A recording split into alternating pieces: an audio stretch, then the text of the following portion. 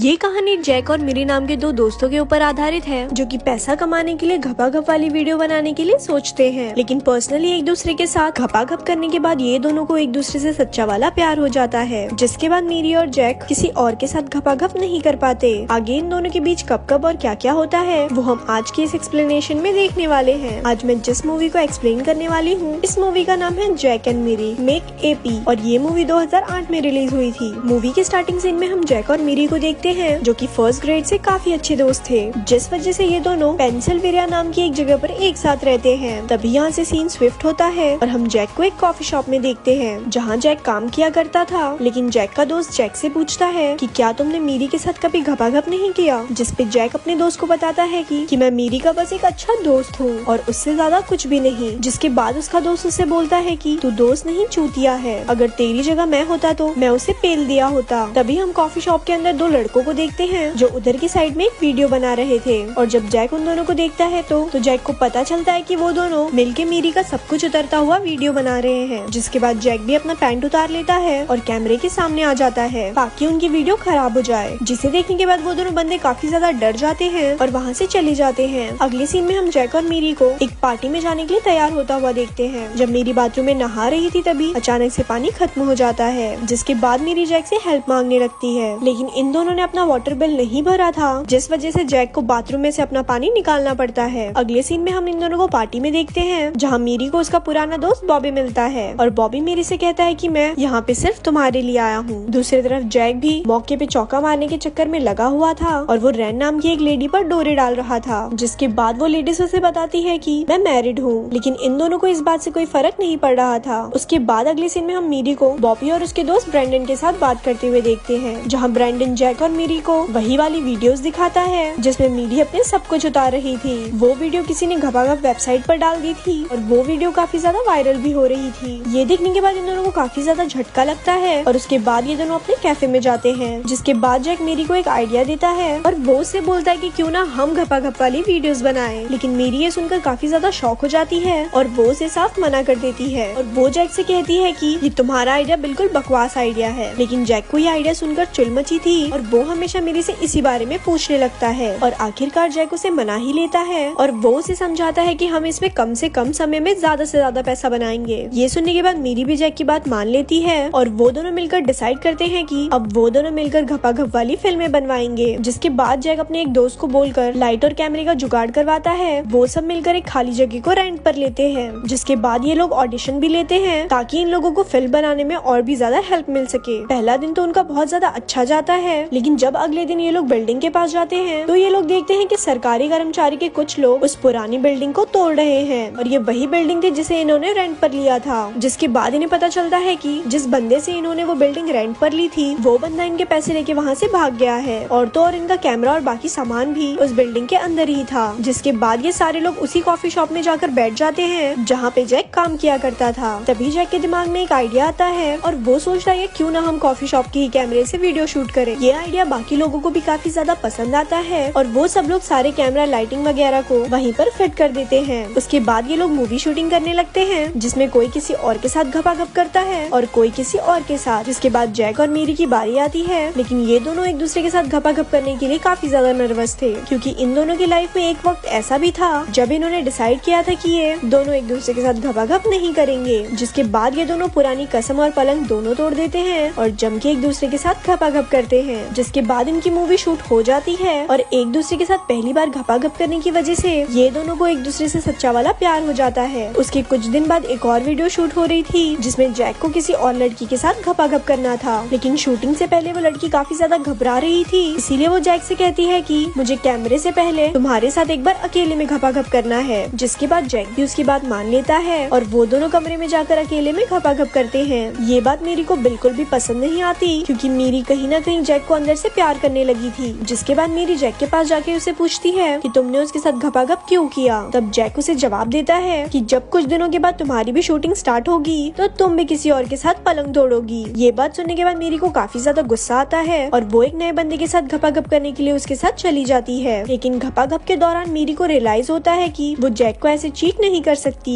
जिस वजह से वो वहाँ से तुरंत चली जाती है। जिसके बाद मेरी जैक को हर जगह ढूंढने लगती है, लेकिन जैक उसे कहीं नहीं मिलता। इसके कुछ दिन बाद हम जैक को एक मेले में देखते हैं जहाँ उसने एक कार्टून का गेटअप पहन के रखा था, जहाँ लोग अपनी भड़ास निकालने के लिए उसे अपना निशाना बनाते हैं और उससे जैक अच्छे खासे पैसे कमा रहा था। तभी वहाँ जैक का दोस्त डैलनी आता है, जिसे हमने मूवी के स्टार्टिंग सीन में कॉफी शॉप में देखा था, जहाँ डैलनी जैक से बोलता है कि भाई तू अच्छा खासा धंधा छोड़कर ये सब क्यों कर रहा है। जहाँ जैक उसे बताता है कि मुझे ये काम पसंद है, लेकिन डैलनी उसे काफी ज्यादा जिद करने लगता है और वो जैक को अपने पुराने वाले काम में जाने के लिए बोलता है। थोड़ी देर जिद करने के बाद जैक भी उसकी बात मान लेता है और वो भी उसके साथ जाने के लिए तैयार हो जाता है। थोड़ी देर बाद जैक डैलनी से पूछता है कि मेरी आखिर कहाँ है। तब डैलनी उसे बताता है कि तुम्हारे जाने के बाद मेरी किसी के साथ भी घपाघप वाली फिल्म नहीं बनाती और वो बस एक नॉर्मल फिल्मों में काम करती है। ये बात सुनने के बाद जैक को भी काफी ज्यादा बुरा लगता है और उसे रियलाइज होता है कि आखिर मेरी के साथ क्या हुआ और शायद उसे मेरी की कदर करनी चाहिए थी। जिसके बाद जैक सीधा भागते हुए मेरी के पास जाता है और वो उससे माफी मांगता है। मेरी भी जैक का इंतजार कर रही थी और वो उससे नाराज नहीं रह सकती थी, जिसकी वजह से वो भी उसे तुरंत माफ कर देती है और बाद में ये दोनों रिलेशन में आ जाते हैं। जिसके बाद ये दोनों फिर से घपाघप वाली फिल्में बनाना स्टार्ट कर देते हैं, लेकिन अब ये लोग उस फिल्म के अंदर खुद नहीं आते थे, ये दूसरों को काम देके उनसे घपाघप वाली फिल्में शूट करवाते थे।